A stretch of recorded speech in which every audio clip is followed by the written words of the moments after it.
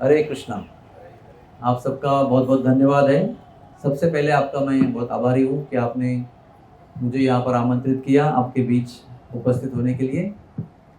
मैं डॉक्टर विश्वरूप दास, मेरा वैसा नाम डॉक्टर विवेकानंद शानबाग है और मैंने MBBS किया हुआ है। मेरी क्लासमेट पीछे बैठी है डॉक्टर प्रतिभा, JJ हॉस्पिटल 1980। और मैं भक्ति वेदांत अस्पताल और संशोधन संस्था जो मीरा रोड में स्थित है उसका ट्रस्टी हूँ, उपसंचालक हूँ और आध्यात्मिक विभाग का मैं प्रमुख हूँ। ये मेरा संक्षिप्त परिचय है और आपका दोबारा एक बार धन्यवाद है। मुझे ये देखकर बड़ी खुशी हो रही है कि यहाँ पर एक सुंदर कॉलोनी है रुस्तम जी उर्बेनिया, और उस कॉलोनी में सनातन धर्म का मंदिर स्थापन हो रहा है। ये बहुत बड़ी बात है। ये ऐसा कार्यक्रम हर एक कॉलोनी में होना चाहिए, क्योंकि हमारा भारत का मूल धर्म सनातन धर्म है, इसमें कोई दो राय नहीं है। और हमें गर्व से ये कहना चाहिए कि हम सनातनी हैं, सनातन धर्म से संबंधित है, हमारा जन्म सनातन धर्म में हुआ है। तो ये बहुत स्तुत्य प्रकल्प है कि इसमें माँ भवानी, श्री गणेश, राधा कृष्ण, राम दरबार, इन सबको स्थापन किया जा रहा है। ये बहुत गर्व और आनंद की बात है। और मैं रुस्तम जी उर्बेनिया का जो सोसाइटी है, जो विश्वस्त मंडल है, इन सबको हृदय से साधुवाद देता हूँ, क्योंकि ऐसा करने के लिए भी आज लोग डरते भी हैं, कचरते भी हैं, संकोच भी करते हैं। लेकिन आत्मविश्वास के साथ में इतना सुंदर प्रकल्प जो कई दिनों से अभी यहाँ पर होम हवन चल रहा है, कल विग्रहों का जल निवास हुआ, आज धान्य निवास हो रहा है, और कल और सुंदर सुंदर प्रकल्प होंगे। 10 तारीख को नेत्र उन्मीलन होगा और भगवान हमें हमारे लिए अवतरित होंगे, मूर्ति में प्रकट होंगे, साक्षात भगवान इस विग्रह में प्रकट होंगे। तभी वो विग्रह पत्थर नहीं बचेगा। प्रतिमा नहीं तुम्हें साक्षात ब्रजेंद्र नंदन, साक्षात ठाकुर जी रहेंगे उसमें, आपके बीच में निवास करेंगे। हमको ये पता होना चाहिए कि मूर्ति पत्थर नहीं होती, मूर्ति लकड़ी नहीं होती, मूर्ति पेंटिंग नहीं होता, मूर्ति साक्षात भगवान होते हैं। क्योंकि हम क्या करते हैं, प्राण प्रतिष्ठा करते हैं उसके अंदर, भगवत प्राण को प्रतिष्ठापित करते हैं, भगवान को आह्वान करते हैं। और आप लोगों के, हम लोगों के और साधु जनों के और विधि पूर्वक जो हम प्रेम से उनको आह्वान करते हैं, उससे ठाकुर जी उसमें प्रकट हो जाते हैं। और जिनकी श्रद्धा है कि इसमें ठाकुर जी प्रकट हुए हैं, उनको ठाकुर जी प्रत्यक्ष अनुभव देते कि मैं हूं। जिनके लिए वो समझते हैं कि ये मूर्ति है पत्थर की, उनके लिए वो पत्थर ही रह जाते हैं। लेकिन जो ठाकुर जी में निष्ठा रखते हैं कि इसमें ठाकुर जी हैं, तो रोज आपको वो अलग दर्शन देंगे। कभी स्मितहास्य करेंगे, कभी नाराजगी का प्रत्यक्ष दर्शन करेंगे आपको कि मैं कल, अभी आपने मुझे अच्छा नहीं खिलाया भोजन, मैं थोड़ा दुखी हूँ। कभी खुश दिखेंगे, कभी कोई वस्त्र पहनेंगे उनके पसंद का तो आनंद दिखेंगे, कभी उत्सव होगा जन्माष्टमी का, रामनवमी का, तो आनंद को अनुभव करेंगे, क्योंकि वो व्यक्ति है। ठाकुर जी निराकार नहीं है। हमारी आंखें हैं, हमारे नाक है, हमारे हाथ है, हमारे पांव हैं, ठाकुर जी निराकार कैसे हो सकते हैं? वो हमारे स्रोत है, हम उनके अंश हैं। तो अंश अगर हाथ पांव नाक वाला है, आंख वाला है, तो स्रोत कैसे बिना उसके हो सकता है? तो ये समझना बहुत जरूरी है कि ठाकुर जी व्यक्ति हैं और हम भी व्यक्ति हैं। मुमय वंशो जीवलोके जीवभूत सनातन, हम शाश्वत रूप से उनके अंश हैं, केवल आज के लिए और कल के लिए नहीं, शाश्वत रूप में हम भगवान के अंश हैं। और वही भगवान जो ईश्वर परम कृष्ण सच्चिदानंद विग्रह नादिरादिर गोविंदम सर्व कारण कारण, वो आपके घर में अभी निवास होने के लिए आने वाले हैं। जैसे शबरी ने कितने साल प्रतीक्षा की थी कि एक दिन राम आएंगे, वैसे अभी आपके कॉलोनी में प्रभु रामचंद्र आएंगे, श्री कृष्ण आएंगे, माँ देवी आएगी, गणेश जी आएंगे। हाँ, पूरा दरबार, भगवान का जितना दरबार है, मंत्रिमंडल, वो पूरे मंत्रिमंडल के साथ अपने भगवान हमारे सोसाइटी में आएंगे। मैं वैसे उडुपी से हूँ, कर्नाटक से हूँ, और हमारे गांव में आज भी वो पद्धति है, आपके गांव में भी होगी, कि गांव का एक मंदिर होता है और सारी जनता जितनी भी गांव में होती है वो हर सवेरे मंदिर में आती है, भगवान का दर्शन करते हैं, प्रदक्षिणा करते हैं, तीर्थ लेते हैं, प्रसाद लेते हैं और काम पे जाते हैं। और काम से लौटने के बाद में घर पे जाते नहीं, पहले मंदिर में आते हैं, फिर भगवान को मिलते हैं, फिर घर जाते हैं। चाहे वो बालक हो स्कूल जाने वाला या बुजुर्ग हो निवृत्त हो गया है, वो सब लोग रोज सवेरे मंदिर में आते हैं और शाम को वापस मंदिर में आते हैं, क्योंकि वो हमारा मूल घर है। हमारा मूल घर भगवान का घर है, बाद में हमारा घर जहां पर हम रात को सोते हैं। और ये हमारी सनातन संस्कृति है। भगवान हमारे संस्कृति में कण कण में समाये हुए हैं। भारतवर्ष जो है वो उत्सव प्रिय देश है। आप लोगों को सुनकर आश्चर्य होगा, मैं डॉक्टर हूं। पुराने जमाने में भारतवर्ष में मन के रोग नहीं थे। There was no mental illness in India. अभी अभी आ गया है वो। कारण क्या है उसका? क्योंकि हमने अपने उत्सवों में रुचि लेना छोड़ दिया है। और उत्सव में रुचि लेंगे तो एक उत्सव की आयोजना करते करते, उत्सव को मनाते मनाते, संपन्न होते होते दूसरा उत्सव की आयोजना शुरू होती है। अभी गणपति आए, खत्म होते ही नवरात्रि आई, नवरात्रि समाप्त होते ही दशहरा, दशहरा के बाद में तुरंत दिवाली, अभी मार्गशीर्ष का महीना, अभी गीता जयंती। ऐसे हमारे सनातन धर्म में लगातार उत्सव चलते रहते हैं। और उत्सव का उद्देश्य क्या है? हमारी चेतना को उत यानी ऊपर की तरह प्रगति करने के लिए उद्युक्त करने वाला कार्यक्रम को उत्सव कहते हैं। और उत्सव कभी भी भगवान के बिना नहीं होता है। उत्सव यानी भगवान का संबंधित ही कार्यक्रम। जैसे रामनवमी को उत्सव कहते हैं क्योंकि राम जन्मभूमि, जन्म का उत्सव है वो। जन्माष्टमी उत्सव है, राधाष्टमी उत्सव है, बलराम जयंती का उत्सव है। सारे उत्सव भगवान के साथ संबंधित है। भगवान को छोड़ कोई उत्सव नहीं होता है। हमारे यहाँ विवाह होते हैं या नामकरण संस्कार होते हैं या कोई और संस्कार होते हैं, भगवान के अधिष्ठान के बिना संस्कार संपन्न नहीं होते हैं।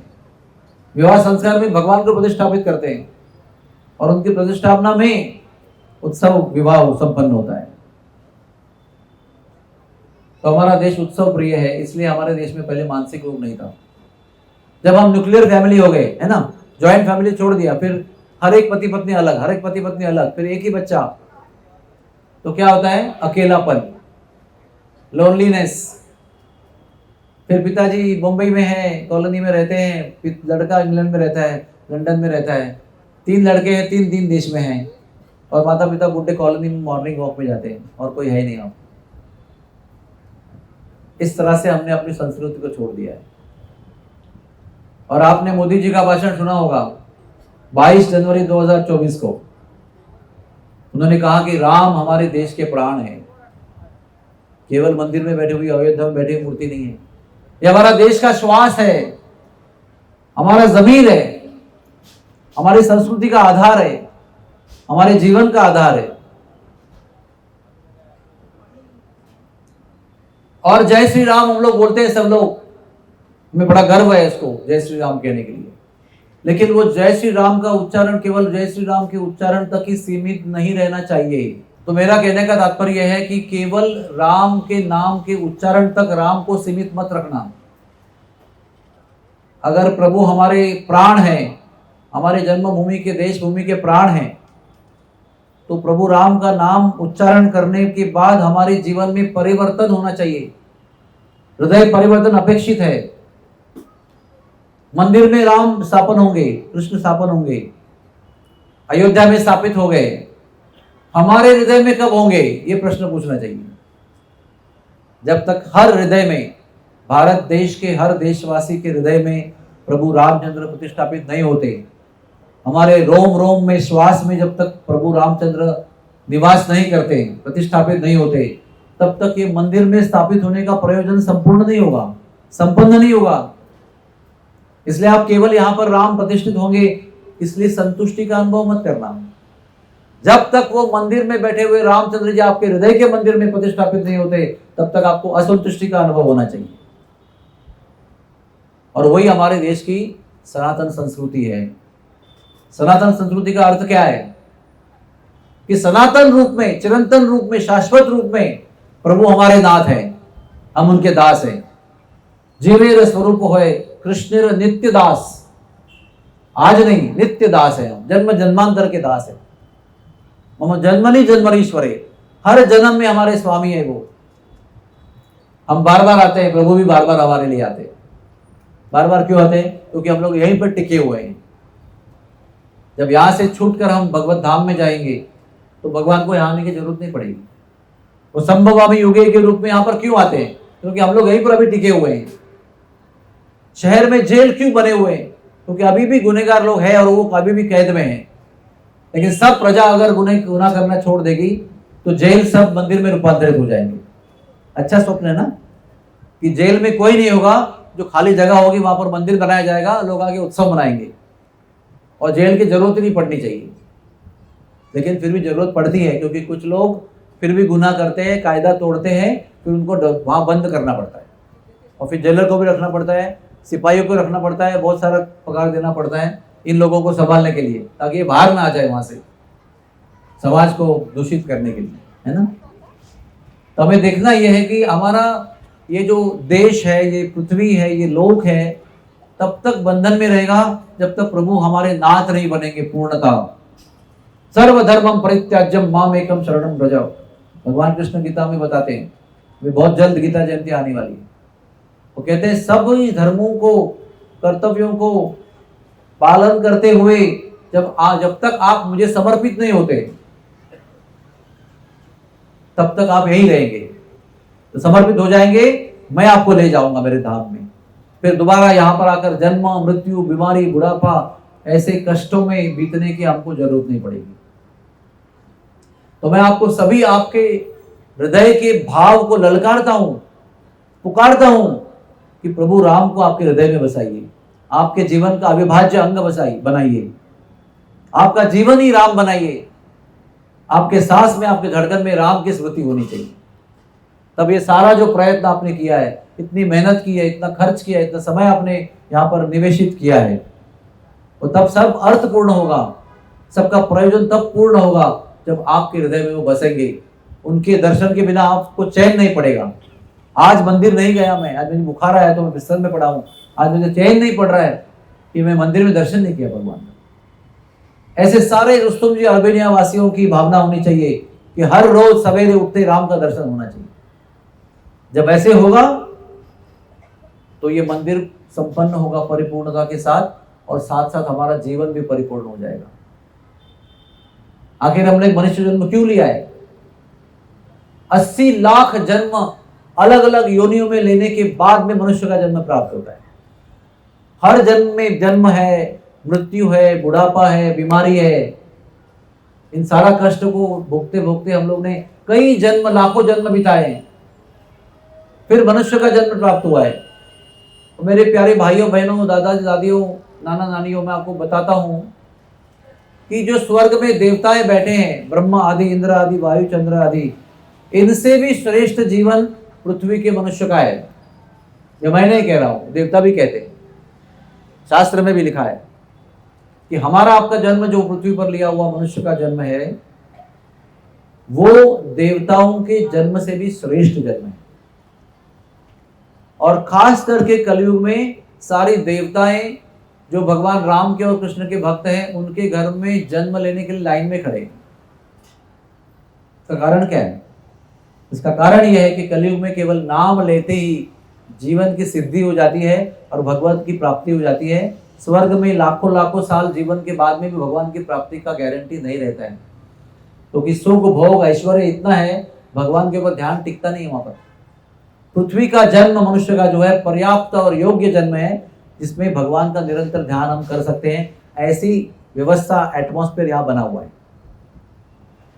इसलिए अनंत करोड़ देवताओं में से जो बुद्धिमान देवता हैं, जो भगवान के ज्ञान को प्राप्त कर चुके हैं ऋषि मुनियों के द्वारा, क्योंकि ऋषि मुनि वहां पर भी घूमते हैं, नारद मुनि आदि, उनको बोध देने के लिए, ऐश्वर्य में और भोग में लिप्त हुए देवताओं को भोग देने के लिए वो वहां पर भी जाते हैं। और उनका बोध लेने के बाद जो देवता भगवान के ऊपर प्रेरित हो जाते हैं, वो जानते हैं कि कलयुग में जो पृथ्वी पर मनुष्य का जन्म लिए हुए हैं, उनको भगवान की प्राप्ति बड़ी आसान हो गई है।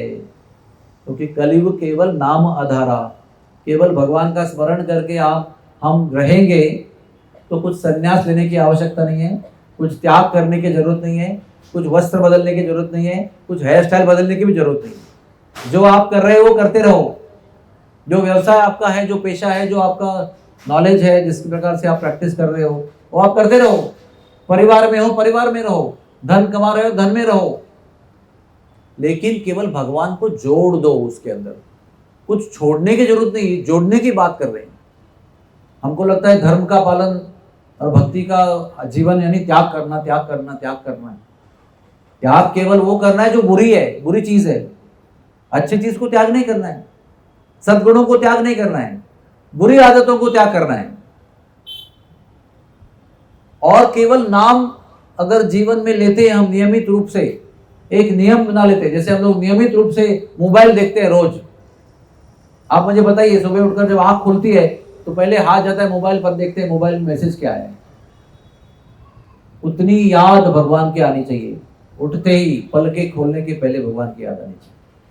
और उतना हम लोग करेंगे तो भगवान का वादा है, जो मेरा नाम लेता है मैं उससे दूर नहीं हूं। अगर तू तेरे काम में, ये भगवान का वचन है, तू तेरे काम में तो मैं मेरे धाम में, यानी तू तेरा देख ले मैं मेरा देख रहा हूं। लेकिन अगर तू मेरे नाम में तो मैं तेरे काम में, तेरे हर काम में मैं दखल दूंगा, हर काम में मदद करूंगा, हर काम में सहायता दूंगा, हर काम में आधार बनूंगा। अगर तू मेरे नाम में है तो मैं तेरे सारे कर्तव्यों में, काम में और ड्यूटी में मैं लगूंगा, मैं तेरा सहारा बनूंगा। क्या कहते हैं हमारे संत लोग, जेथे जातो तेथे तू माझा सांगाती, सालविशी हाथी धरुनिया। ये हमारी परंपरा है। हमारे संत, हमारा धर्म जो है, भगवान को हमारे साथ में हर क्षण अनुभव करते हैं। केवल मंदिर में सुबह और शाम को नहीं, हर कार्य में भगवान हमारा साथ देते हैं। और केवल साथ नहीं देते हैं, उंगली पकड़ कर रास्ता दिखाते हैं और निकाल लेते हैं बाहर। किसी भी जंजाल में फंस गए तो भी उंगली पकड़ के, जैसे माँ जत्रा में, मेले में अपने बच्चे का उंगली पकड़ के भीड़ से उसको घर ले जाती है, उसी प्रकार से दुनिया के भीड़ से, दुनिया के जंजाल से, कष्टों से, पीड़ाओं से, यातनाओं में से भगवान उंगली पकड़कर बाहर निकालते हैं, आनंद में डुबा देते हैं। जेते जातो तेते तू माझा संगति। और हम ऐसे हैं कि मंदिर में जाते हैं, आरती अटेंड करते हैं, ताली बजाते हैं, दंडवत करते हैं और घर जाके सीरियल देखते हैं, फिर टीवी देखते हैं, फिर तंबाकू खाते हैं, फिर सिगरेट पीते हैं, फिर वीकेंड में दारू पीते हैं, फिर मांसाहार करते हैं, झूठ बोलते हैं, चीटिंग करते हैं। धर्म का पालन ऐसा नहीं होता है। धर्म का पालन यानी जीवन की परिशुद्धि। तो भगवान का नाम स्वीकार करते हैं तो जीवन हमारा परिशुद्ध होना ही चाहिए। तो हम समझ सकते हैं कि वो धर्म हमारे अंदर प्रवेश कर चुका है। केवल नाम मात्र नहीं है, केवल टीका मात्र नहीं है, यहां टीका है और मन में कुछ लड्डू फूट रहे हैं, ऐसा नहीं होना चाहिए। हमारी कहनी, हमारी बोलनी और हमारा व्यवहार और हमारे आत्मा का विचार एक होना चाहिए, एक लाइन में होना चाहिए। और ये देश की भूमि, ये जो मिट्टी है देश की हमारी, इसके लिए अनुकूल है। भारत देश का जन्म बहुत अनुकूल है हमारे लिए, क्योंकि सनातन धर्म का देश है, ये शास्त्रों का देश है, भगवान के अवतारों का देश है, संतों का देश है। बताइए कौन से राज्य में हमारे संत नहीं हुए?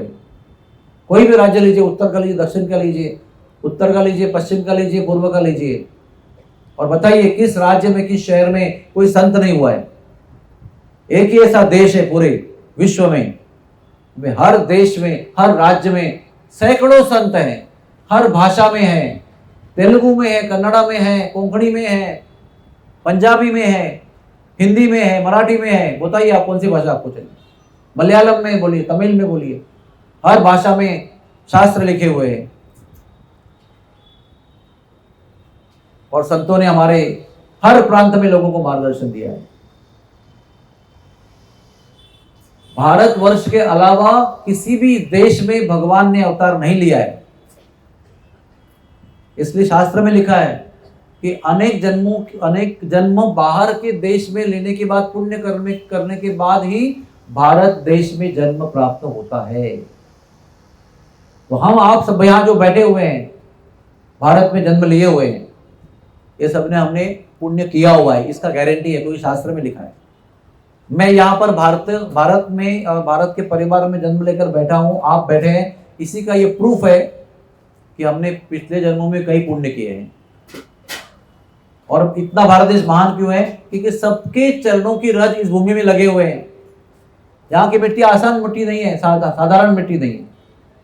इस मिट्टी में संतों के चरण लगे हुए हैं, इस मिट्टी में भगवान घूमे हैं, भगवान ने विहार किया है। प्रभु रामचंद्र ने अयोध्या से लेकर दक्षिण भारत के कोने तक नंगे पैर विहार किया है कि नहीं किया? सीता जी की खोज का बहाना था, लीला का बहाना था, और पैच चप्पल उतार कर नंगे पैर में विहार किया है हजारों किलोमीटर। फिर वहां से श्रीलंका में गए, रावण का वध किया है और सीता को लेकर वापस चले गए, और फिर अयोध्या में आके बसे। इसलिए कभी कभी क्या होता है ना, वो हमारे मराठी में कहावत है, राजाला दिवाली काय माहित। तो रोज ही लड्डू खाता है, रोज ही पकवान खाता है, रोज मिठाई खाता है, रोज 16 प्रकार के 56 प्रकार के भोग लेता है, तो उसको पता नहीं दिवाली कब आई कब गई। हमारे में कैसा होता है, दिवाली आई मतलब घर में कुछ मिठाई बन रही है, कुछ तलिया जा रहा है, कुछ करंजी बनाई जा रही है, कुछ अनारसे बनाए जा रहे हैं, तो हमको लगता है दिवाली आ रही है, मम्मी ने तैयार करना शुरू किया। तो राजाला दिवाली का मतलब क्या? राजा को पता ही चलता है दिवाली कब आ रही है, कब जा रही है।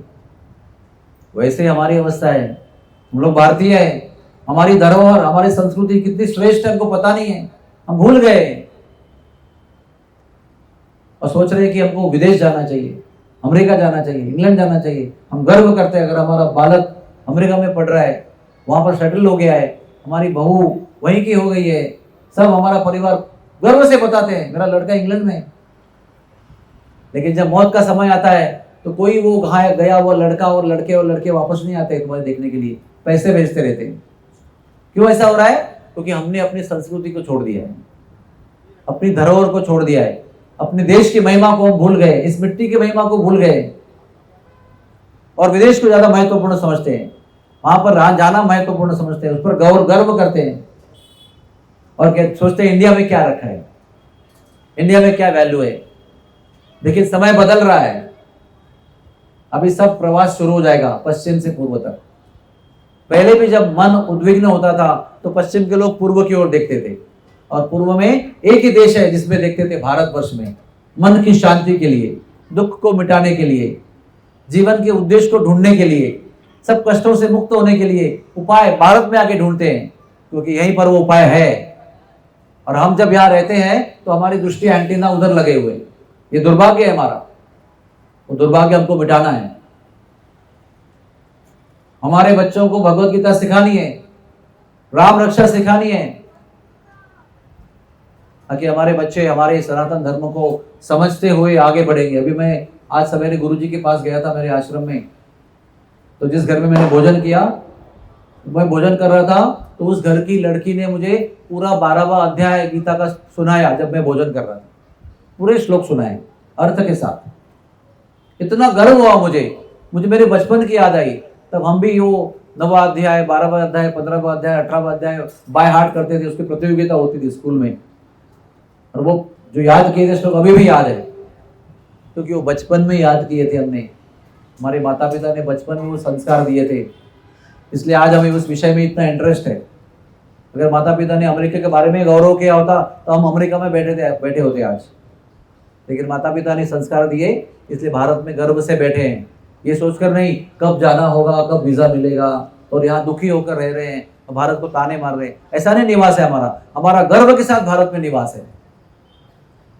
हमारे आपको गाय के दूध पर विश्वास है, जो दूध हम लोग रोज पीते हैं यहाँ पर, शुद्ध गाय का दूध, देसी गाय का दूध। तो कहने का तात्पर्य है कि हम राजा जैसे हैं भारतवासी, लेकिन अपने गौरव को भूल चुके हैं, अपने संस्कृति को भूल चुके हैं, अपने शास्त्र को भूल चुके हैं, अपने भगवान को भूल चुके हैं। अपने भगवान को क्या कहते हैं, क्लोजेट में बंद करके रखा है, कांच के पेटी में बंद करके अगरबत्ती घुमाते, बस क्लोजेट में रहो, और दुकान रहेगा तो ड्रॉवर में भगवान रखते हैं, अगरबत्ती घुमाते हैं, ड्रॉवर को बंद कर देते हैं और दिन भर धंधा करते हैं। ये सब बंद होना चाहिए। अगर हम सनातन धर्म में जन्म लिए हुए हैं तो हमको ये जीवन पालन करना चाहिए और हमारे बच्चों को ये बताना चाहिए ताकि अगली पीढ़ी, देश की अगली पीढ़ी सनातन धर्म को आगे बढ़ाए गर्व के साथ, अभिमान के साथ। तो जब हमारे पास श्रेष्ठ वस्तु होती है तो उसका अभिमान करना कोई गलत बात नहीं है। लेकिन कोई शराब पीता है, इंग्लिश शराब पीता है, तो गर्व करने की बात नहीं, वो शर्म की बात है। उतना ही उसके विरुद्ध जब हम भगवान का नाम लेते हैं, जब गीता पढ़ते हैं, भागवत पढ़ते हैं, तो वो गर्व करने लायक बात है, 10 लोगों को बताने लायक बात है। लोग कहते हैं कि आप लोग तिलक लगाते हो और ये भक्त का, वैष्णव का भेष पहनते हो, हाथ में माला झोली लेकर रोड पे भी घूमते रहते हो, इतना प्रदर्शन करने की क्या आवश्यकता है? हम उनको सवाल करते हैं, जब फिल्म स्टार का टी शर्ट लोग पहनते हैं, क्रिकेट का स्टार का टी शर्ट पहनते हैं, तब आप आक्षेप लेते नहीं हो कि आप उनको छाती पर लेकर क्यों घूम रहे हो। लेकिन जब भगवान का टी शर्ट पहनते हैं, भगवान का तिलक पहनते हैं, तो आपको परेशानी है। मैं जब एक बार अप्लाई करने गया था एक मेडिकल के पोस्ट के लिए, तो मेडिकल के बड़े अधिकारी के पास मैं साइन लेने के लिए गया था, वो पोस्ट लेने के लिए। तब मुझे ये सवाल पूछा था, अरे आप लोग हरे कृष्णा वाले ये सब प्रदर्शन क्यों करते हो? तो मुझे तो वहां पर एक 6 महीने की नौकरी चाहिए थी, लेकिन मैंने उनको ओपनली बोल दिया, सर जब लोग माइकल जैक्सन का टी शर्ट पहनते हैं, आपको क्यों नहीं प्रश्न मन में आता है कि माइकल जैक्सन को, विदेशी व्यक्ति को छाती पर धारण के लोग क्यों घूमते हो? भारत के स्टार का क्यों नहीं पहनते हो? तब आप नहीं पूछते। और जब मैं भगवान का नाम ले रहा हूँ, भगवान का तिलक धारण करके घूम रहा हूँ, हाथ में माला लेकर खड़ा हूँ आपके सामने, तो आपको आक्षेप होता है उसके विषय में। क्या बताऊं आपको, मैंने इतने आत्मविश्वास के साथ में ये बात बोली तो वो हमारे सर भक्त बन गए। सोचिए आप, 1989 की बात है ये, आज इस बात को 36 साल हो गए और वो एक वरिष्ठ भक्तों में आज गिने जाते हैं। उनका नाम डॉक्टर अशोक पोद्दार है, जो अपने जमाने में additional director of health service of Maharashtra, अतिरिक्त क्या कहते हैं, संचालक महाराष्ट्र आरोग्य सेवा के बड़े अधिकारी थे। वो नंबर 2 के महाराष्ट्र के आरोग्य खाते के अधिकारी थे। वो इतने बड़े अधिकारी भक्त बने, कंठी माला पहनने लगे, सब कुछ छोड़ दिया उन्होंने, गलत आदतें, दीक्षा लिया, ब्राह्मण दीक्षा लिया और बहुत बड़े प्रचारक बने, बहुत बड़े कीर्तनकार बने। क्योंकि मैंने उस समय नौकरी के स्वार्थ के हेतु उनको बताने में संकोच नहीं किया, नई नौकरी चलेगा, दूसरी नौकरी करूंगा, भगवान देंगे, लेकिन ये जो गलत बात कह रहे हैं वो मैं नहीं स्वीकार करूंगा। बड़े आत्मविश्वास साथ मैंने उनको बताया कि आपको ऐसा आक्षेप नहीं करना चाहिए। बोले बात सही है। जब किसी क्रिकेटर का, फिल्म स्टार का, राजनेता का कपड़ा, टी शर्ट हम लोग पहनते हैं, उनका जय जयकार नारे लगाते हैं, इलेक्शन में नारे लगाता है, कोई विरोध नहीं करता है। जब भगवान का नाम लेते तो आपको संक्षेप है, आपको आक्षेप है। क्यों ऐसा? भारत में रहकर शर्म की बात है। इसलिए आप लोगों को मैं बताता हूं, इस देश में वो न्यून भावना से मत रहना कि हमको रहना तो पड़ रहा है लेकिन जाना तो विदेश में है, कब जाएंगे, ये भाव से मत रहना, गर्व से रहना। और जो विदेशी लोग आते हैं ना यहाँ पर, टूरिस्ट लोग, उनको बताना भारत का गौरव क्या है, कि हम इस देश के वासी जो है कितने महान भाग्यवान लोग हैं, ये बताना जरूरी है। हमारे देश के धरोहर भगवत गीता है, हमारे देश के धरोहर रामायण है, राम का चरित्र है। आपको सुनकर बड़ी खुशी होगी कि श्रीमद् भागवत में 12 स्कंद है, 18,000 श्लोक है, 335 अध्याय है। उसमें 10वें स्कंद में भगवान का चरित्र का वर्णन है। तो 9वें स्कंद में सुखदेव जी जो भागवत बता रहे हैं परीक्षित महाराज को, वो प्रभु रामचंद्र का चरित्र बताना शुरू कर देते हैं। और रामायण जो है वो पहले हुआ है ना, त्रेता युग में हुआ है, द्वापर में कृष्ण आए हैं। तो द्वापर में जो रामायण लिखी गई है वाल्मीकि मुनि द्वारा, वो 24,000 श्लोकों की है, और भागवत जो है वो 18,000 श्लोक का है। तो वो 18,000 श्लोकों वाला जो मेन पार्ट है अभी शुरू होने वाला है, जिसका मोस्ट इंपॉर्टेंस है, जो बताने के लिए भागवत जी वो बैठे हुए हैं, जिसमें 10वां स्कंद इंपॉर्टेंट है। उसके पहले राम की कथा शुरू हो गई। अगर राम की कथा शुरू हो गई, अगर 24,000 श्लोक बोलेंगे तो कृष्ण का चरित्र शुरू ही नहीं होगा। तो उनको सतर्क किया गया, महाराज जी आपको कृष्ण का चरित्र बताना है। अभी राम के चरित्र में आप घुस गए तो फिर वो सुखदेव जी आप बोलते रहेंगे तो परीक्षित महाराज का शरीर अंत हो जाएगा, क्योंकि 7 दिन में मरने का शाप मिला है उनको।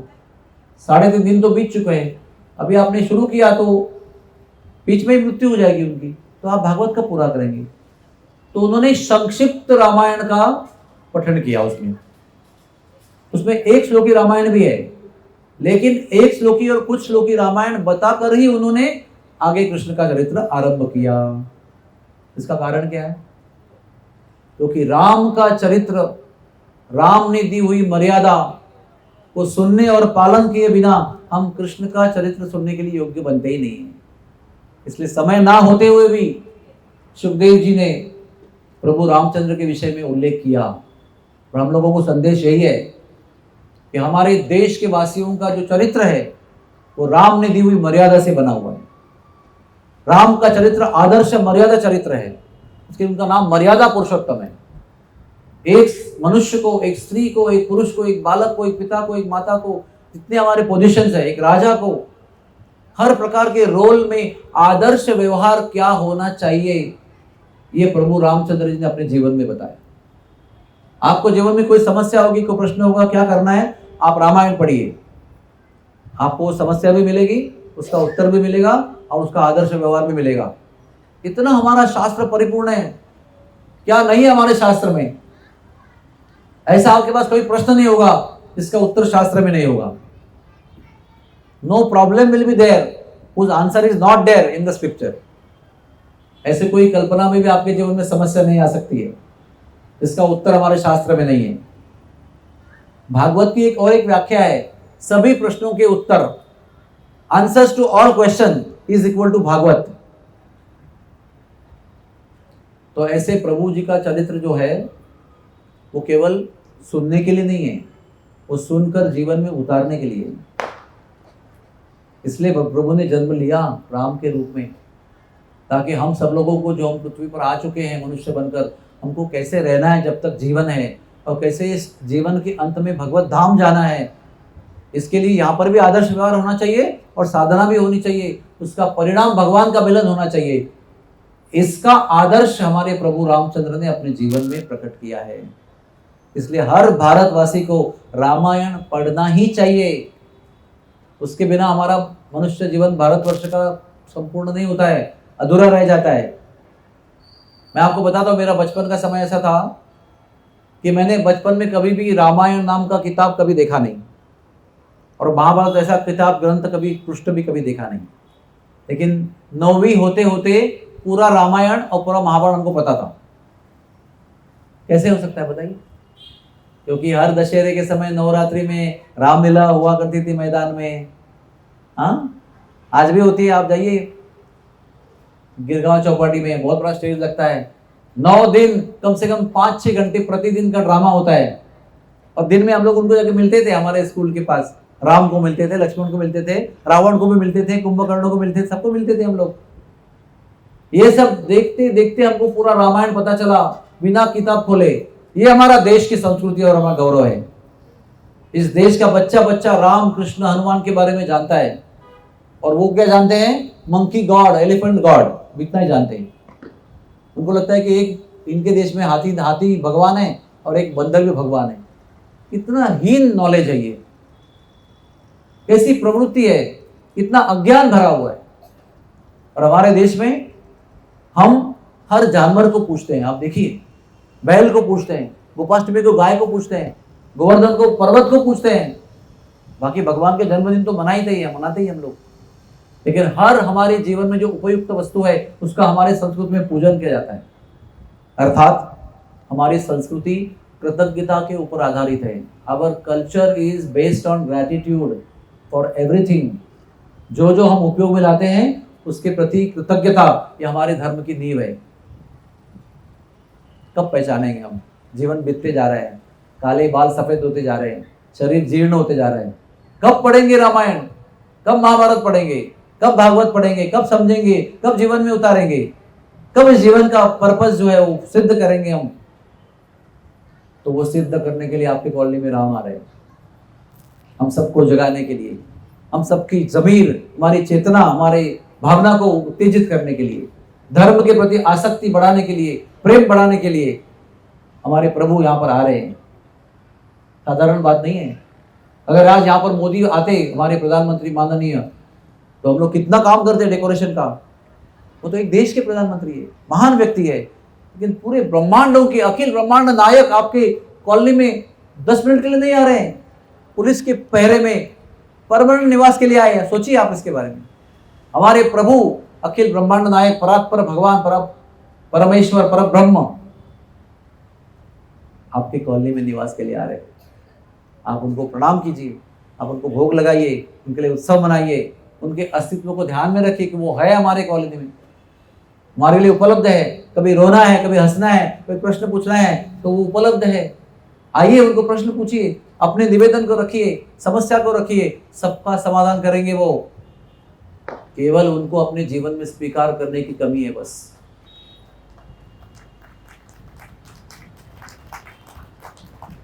अभी संक्षेप में बताता हूं आपको। विभांडक नाम के ऋषि थे, बड़े तपस्वी थे। जब तप कर रहे थे इंद्र ने अप्सरा भेजा, उनकी तपस्या को भंग कर दिया। उनको एक पुत्र हुआ, उसका नाम था ऋष्यशृंग, क्योंकि उसको एक सिंह था, तो बड़ा ऋषि था। ऋष्यशृंग, ऋषि जिसको एक सिंह था। वो इतने बड़े तपस्वी बने उनके पुत्र कि प्रभु के जन्म के लिए दशरथ महाराज ने उनसे पुत्र कामेष्टि यज्ञ करवाया। क्योंकि नारद मुनि ने, वशिष्ठ मुनि ने उनको बताया कि दशरथ महाराज आप तो प्रश्न कर रहे हो पुत्र क्यों नहीं हो रहा है, पुत्र क्यों नहीं हो रहा है, आपको ऐसे ऋषि से यज्ञ करना चाहिए, इसका नाम ऋष्यशृंग है। तो उन्होंने जब पुत्र कामेष्टि यज्ञ किया, उस समय सब जगह रावण का आतंक फैला हुआ था। सारे देवताओं को रावण ने कैद करके अपने राज्य में एकदम तुच्छ काम में लगाया था। जैसे गणेश जी घोड़ों को देखभाल करते थे, बोलो अश्वपालक, वायुदेव झाड़ू लगाते थे, इंद्रदेव पानी भरते थे रावण के यहाँ पर। ऐसे निम्न काम, कपड़ा धोने का, गधाओं को संभालना है, घोड़ों को संभालना है, गाय को संभालना है, ऐसे काम देवताओं को देकर नौकर बना के रखा। और नवग्रहों को परास्त करके, कैद करके अपने सिंहासन पर और चढ़ने वाली सीढ़ियों पर उल्टा सुलाया था, और रोज उनके पीठ पर पैर रखकर अपने सिंहासन पर जाके बैठता था। इतना बड़ा आतंक फैलाया था उसने। तो सारे देवताओं को केवल कुछ घंटों की छूट मिली थी, क्योंकि यज्ञ हो रहा है तो देवताओं का अधिकार होता है कि यज्ञ में आहुति प्राप्त होती है, तो उनका कुछ अधिकार होता है उसमें। तो रावण के 24/7 सेवा से परेशान होकर कुछ घंटों की छुट्टी लेकर वो दशरथ महाराज के यज्ञ में गए हैं अभी। और जैसे दुखी लोग मिलते हैं ना, बहुत सारे जैसे पेशेंट लोग एक साथ बैठ के मिलते हैं तो बोलते हैं मेरा पैर दुख रहा है, वो बोलेगा मेरा सर दुख रहा है, वो बोलेगा पेट में दुख रहा है, वो बोलेगा मेरा ये ऑपरेशन हुआ है, वो बोलेगा मेरा ये ऑपरेशन हुआ है। तो वो दुख की बातें करते हैं ना, बांटते हैं ना। अच्छा तुम हार्ट के पेशेंट हो, अरे मैं तो किडनी का पेशेंट हूँ, तुम घुटने के पेशेंट हो, मैं तो कंधा का पेशेंट हूँ। उसी प्रकार से सभी देवताओं ने अपना अपना दुख चर्चा करना शुरू किया। ब्रह्मा जी प्रकट हुए तो देवताओं ने फिर ब्रह्मा जी को बोला, ब्रह्मा जी आप तो देवताओं के देव हो, आपने तो ऐसा वरदान देके रखा है कि हमारा तो हालत खराब करके रखा है, कुछ कीजिए आप। तो ब्रह्मा ने वहां पर विष्णु को आह्वान किया, तो विष्णु जी प्रकट हो गए प्राइवेट दर्शन के लिए, केवल देवताओं के लिए। ब्रह्मा जी ने फिर उनका निवेदन विष्णु को दिया, भगवान ये सारे देवता परेशान हैं, रावण के आतंक से दुखी है, और मुझे मुझे मुझे बता रहे हैं कि कुछ करना चाहिए। भगवान आप अभी आए हो तो कुछ कीजिए।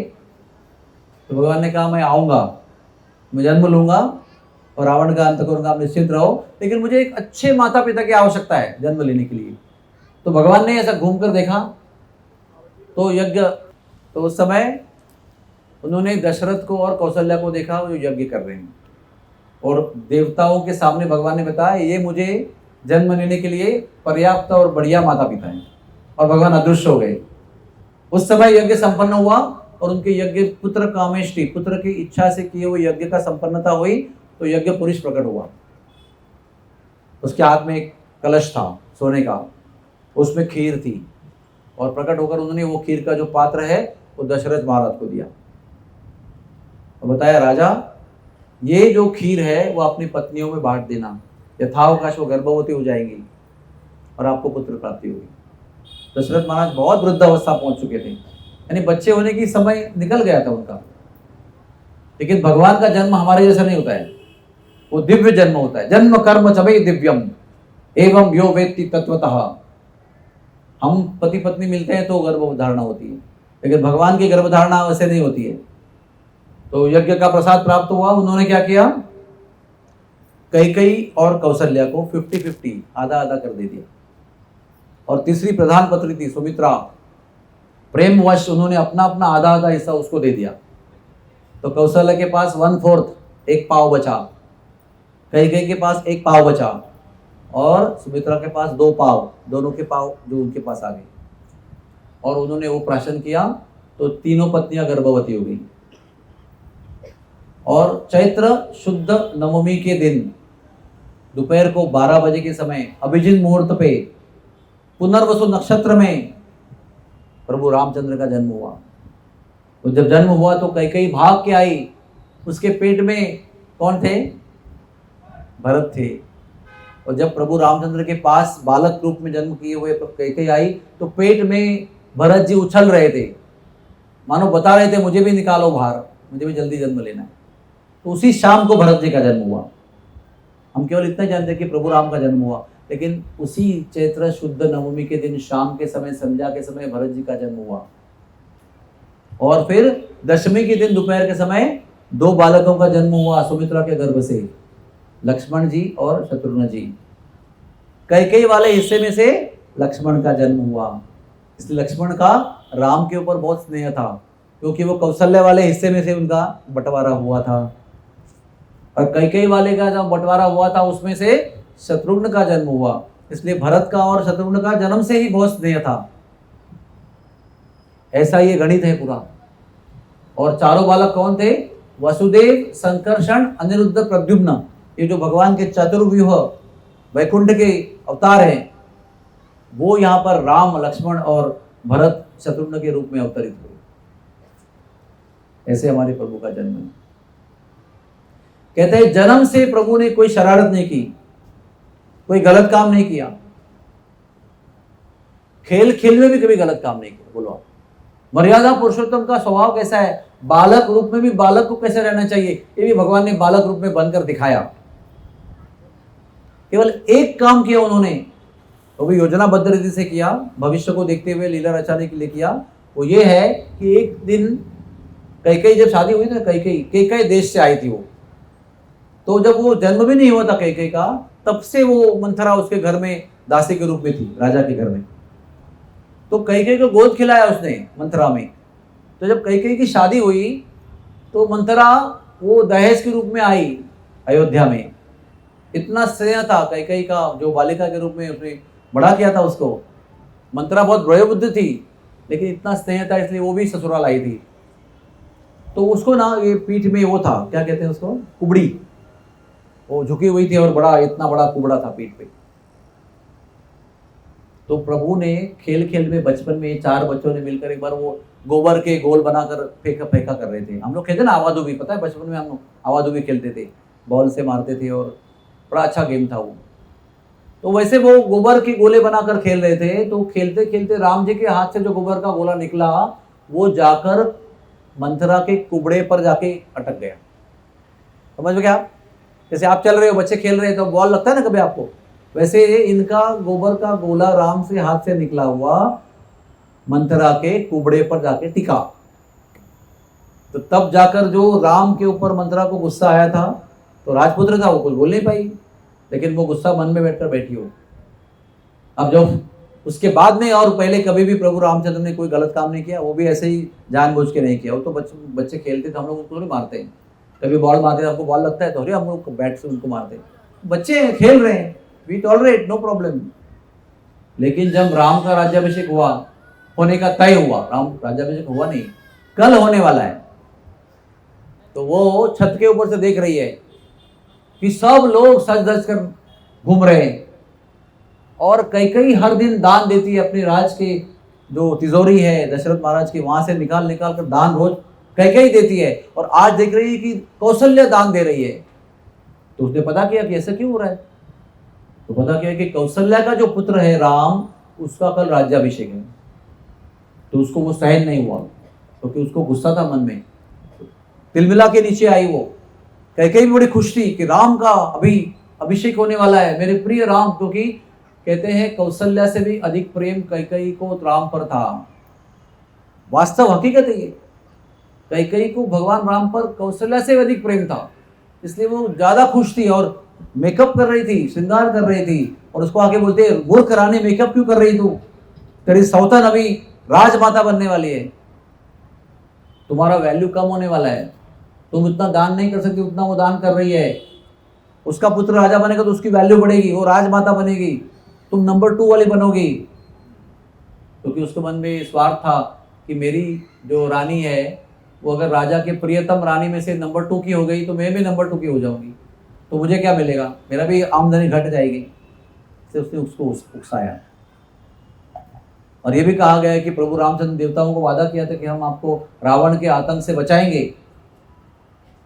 तो राज्याभिषेक की शाम को, अभी कल राज्याभिषेक होने वाला है, तो आज शाम को नारद जी ने प्रकट हुए वहां पर और भगवान को बाजू में लेकर पुकारा, आपका सब विधि हो रहा है पर राजा बनेंगे, लेकिन रावण को मारने का क्या है फिर आपका प्लान?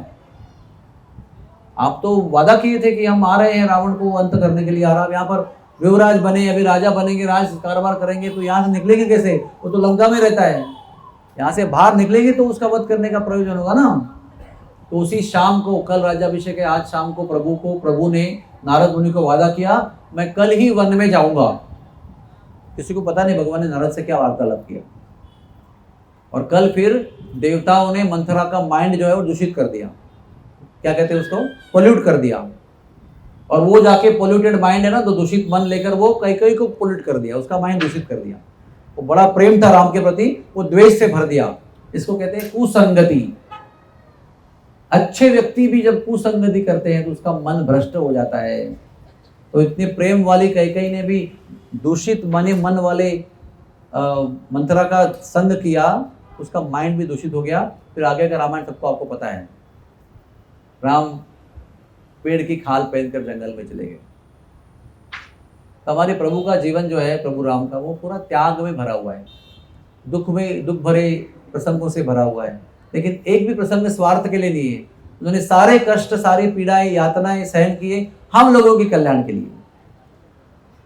सीता के अपहरण का भी एक बहाना था, लेकिन पृथ्वी को आतंक से बचाना था। सीता का हरण हुआ, प्रभु ने बताए कई कर्तव्यों को वहां ने सिद्ध किए और रावण का वध कर वो सीता जी को वापस लेकर आए।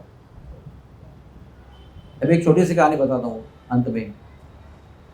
जब प्रभु जा रहे थे तो लंका में पुल बनाया प्रभु ने, और फिर वहां से चले गए। और आते वक्त जब भी रावण का वध हुआ तो विभीषण को पहले ही वादा किया था उन्होंने कि हम आपको लंका का राजा बनाएंगे। तो सभी जो वानर सेना के अधिकारी थे, जैसे अंगद थे, सुग्रीव थे, जाम्बुवंत थे, बड़े बड़े नल नील जैसे बड़े बड़े योद्धा थे वानरों के, उन्होंने कहा प्रभु आप राक्षस के व्यक्ति को, भाई को, दुश्मन के भाई को अपने पक्ष में ले रहे हो, कितना बड़ा रिस्क ले रहे हो आप। पता नहीं ये कोई षड्यंत्र बना के आया होगा, आपके अंदर की बात निकाल के वहां बताने के लिए आया होगा। तो प्रभु ने कहा, सब लोग ध्यान से सुनिए, ये आपके लिए भी हित की बात है इसलिए बता रहा हूं आपको। प्रभु ने कहा आप तो मेरे भक्त हो, आप तो मेरे साथी हो, लेकिन मेरा शत्रु भी अगर मेरे शरण में आता है तो मेरा ये वादा है कि मैं उन्हें बचाता ही हूं और आश्रय देता हूं।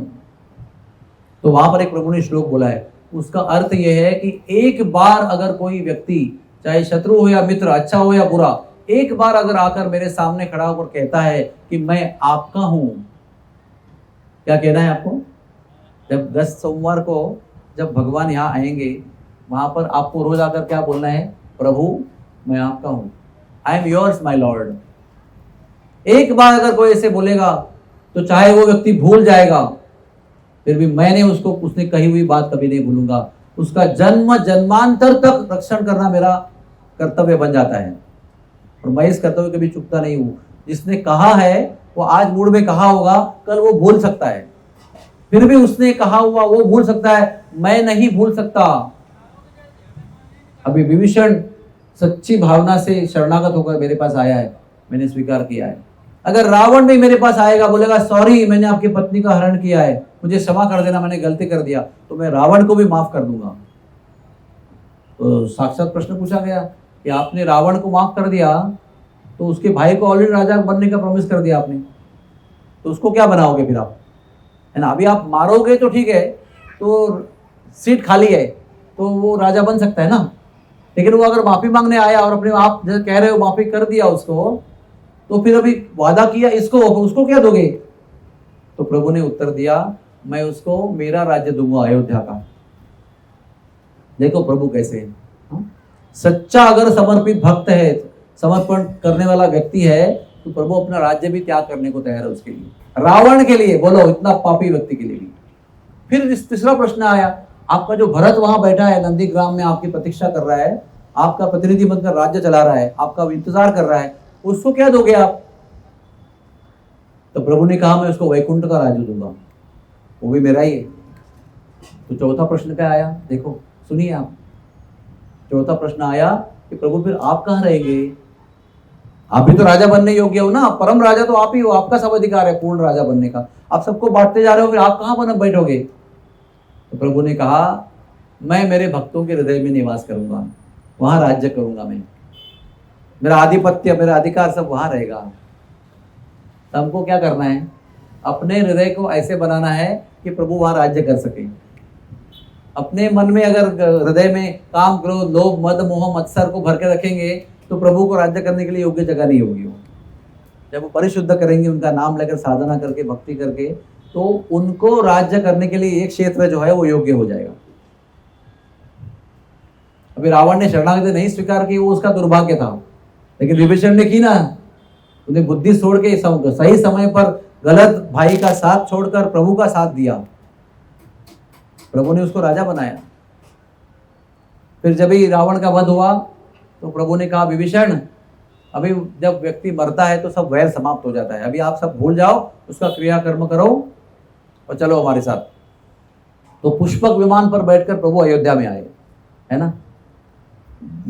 वहां पर आने के बाद राज्याभिषेक हुआ। अभी पहले लंका में थे विभीषण, जब से राम को मिले तब तक राम से आसक्त हुए, एक समय भी राम से दूर नहीं हुए ना। वो जब से एंट्री किया तब से तो राम के पास ही है, युद्ध में भी उनकी बाजू में ही थे, वो हर समय गाइड करते थे, ऐसे करो वैसे करो, ये बाण मारो वो बाण मारो, इसका ये रहस्य है, उसका ये रहस्य है, सब पूरा पोल खोलते थे। अभी पहली बार जुदा होने का समय आया, कभी राज्याभिषेक हो गया, राम वहां बस गए, अभी क्या समय आया, वापस जाने का, लंका जाने का। तो विभीषण ने कहा, प्रभु अभी मैं आपके बिना कैसे रहूंगा, मैं इतनी आदत होगी आपके साथ रहने की, अभी विरह सहन नहीं होगा मुझे, कुछ दे दो मुझे आप, ताकि मैं आपके विरह को सहन कर सकूं। तो प्रभु ने अयोध्या में ब्रह्मा से प्राप्त की हुई रंगनाथ जी की मूर्ति थी उनके पास, जिसका रघुवंश में सब पूजा करते करते आए थे, एक धरोहर थी पीढ़ी जात, वो रंगनाथ जी की मूर्ति भेंट दी उनको, बोलो जाओ अपने राज्य में रखो लंका में। तो रंगनाथ जी को दे दिया। रंगनाथ जी बोले, विभीषण मुझे कहीं रखना नहीं, आप कहीं रखोगे मैं वहीं बच जाऊंगा। बोले कोई रखने की बात नहीं, मैं सीधा लंका में रखूंगा आपको। लेकिन जब कावेरी के ऊपर जा रहे थे तो उनको लगा कि कावेरी का पूजन करना चाहिए, तो भगवान को कावेरी किनारे में रखा और जाके नदी में स्नान किया, आचमन किया, पूजन किया, संध्या वंदनम किया, प्रार्थना किया, सब करके लौटे। तो प्रभु ने कहा, मैंने तो आपको कहा था कि जहां रखोगे वही रह जाऊंगा मैं। तो बहुत रोए विभीषण जी। तो बोले, विभीषण चिंता मत करो, जैसा आपने मुझे रखा है ना, आप जानते हैं रंगनाथ जी सोए हुए हैं, है ना, खड़े नहीं है वैसे, वो लेट रहे हैं आराम से। तो लेटे हुए रंगनाथ जी ने विभीषण को कहा कि तुम्हारा दरबार में सिंहासन जो है वो मुझे यहाँ से दिखाई पड़ रहा है, आप जाओ राज्य करो, मेरी दृष्टि, कृपा दृष्टि आप पर रहेगी सदैव। और जो मेरा जो ये हाथ है ऐसे, वो भी आशीर्वाद के रूप में आपकी दिशा में, और मेरे पैर भी है वो आपके ही सर के ऊपर है यहाँ से। तो सदैव आप, मेरी दृष्टि, मेरा हस्त, मेरा आशीर्वाद, मेरा अभयदान आपके लिए रहेगा, आप निश्चिंत रहो, जाओ। और एक बात बताता हूं, भगवान ने कहा, हर रोज आकर मंगल आरती करना, मेरी काकड़ आरती। यहाँ के पुजारी आने के पहले आप आकर मेरा पूजन करना और चले जाना, बाद में यहाँ के पुजारी आएंगे। तो फिर वो चले गए और वो हर सवेरे आने लगे। वो तो है ना राक्षस माया विद्या वाले ना, वो जब तक जमीन है तब तक जमीन में रथ चलेगा, फिर मंत्र बोलेंगे आकाश में उड़ेगा, फिर जमीन है तो जमीन में उतर जाएगा, फिर जमीन में चलेंगे। तो वैसे लंका से कुछ समय जमीन पर, फिर आकाश में, फिर रामेश्वर में जमीन पे, फिर श्रीरंग के मंदिर तक जमीन पर। तो क्या हुआ, एक दिन जल्दी जल्दी में आ रहे थे तो सुबह एक बूढ़ा ब्राह्मण जो है रास्ते पे चल के जा रहा था। तो इनका रथ का इतना वेग था कि ब्राह्मण को धीरे धीरे जाते हुए ब्रेक नहीं मार सके। ब्राह्मण कुचला गया, मर गया। जब ब्राह्मण मर गया तो सारा ब्रह्मवृंद जो है, ब्राह्मण का समुदाय जो है, वो एकत्र हुआ और विभीषण को पकड़ के पीट पीट कर उसने कैद कर दिया। विभीषण धर्मात्मा थे, ब्राह्मणों का पूजा करने वाले थे, बल था बहुत, तो सबको मार सकते थे, लेकिन वो ब्राह्मण है इसलिए उन्हें कुछ विरोध नहीं किया।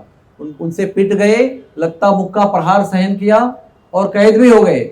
लेकिन कैद में गए तो प्रभु को पुकारने लगे, प्रभु प्रभु प्रभु, अयोध्या में बैठे मेरे प्रभु, मैं यहाँ पर कैद में पड़ा हूँ, मुझे कैद कर दिया गया है, मुझे कुछ मेरे लिए उद्धार करो। प्रभु जी अपने भक्त को बचाने के लिए अयोध्या से रथ निकलकर श्रीरंगम तक आए और ब्राह्मणों के चरणों में प्रभु गिरे। रामचंद्र, ब्रह्मवृंद, मेरा भक्त आपके कैद में है, लेकिन वो मेरा भक्त है, आप मुझे छोड़ दीजिए। प्रभु का दर्शन होते ही उन्होंने विभीषण को छोड़ दिया। क्या अर्थ है इसका? एक भक्त का जब संकल्प होता है, संबंध हमारा होता है किसी कारण, इनका कैसे हो गया? ब्राह्मण के वध से संपर्क हो गया ना विभीषण का। वो महान भक्त है, महाजनों में से एक है, उसके संपर्क में आने से भगवान की भेंट होनी ही है हमारी। भले कैद किया उसको, लेकिन उसने भगवान को पुकारा तो सारे ब्राह्मणों को भगवान का दर्शन हुआ श्रीरंगम में। फिर रिहा किया विभीषण को और प्रभु ने कहा, देखो अभी आप रथ से मत आना, आप हवाई मार्ग से आना रथ के बिना, और उतर के जो है मेरी पूजा करके चल जाना। आज भी श्रीरंगम में जब मंगला आरती होती है, तो मंगला आरती जब होती है तो जब पुजारी दरवाजा खोलता है पहले, तो राम प्रभु के, रंगनाथ जी के चरणों में गीला चंदन फ्रेश रखा हुआ और फ्रेश तुलसी पत्र मिलते हैं।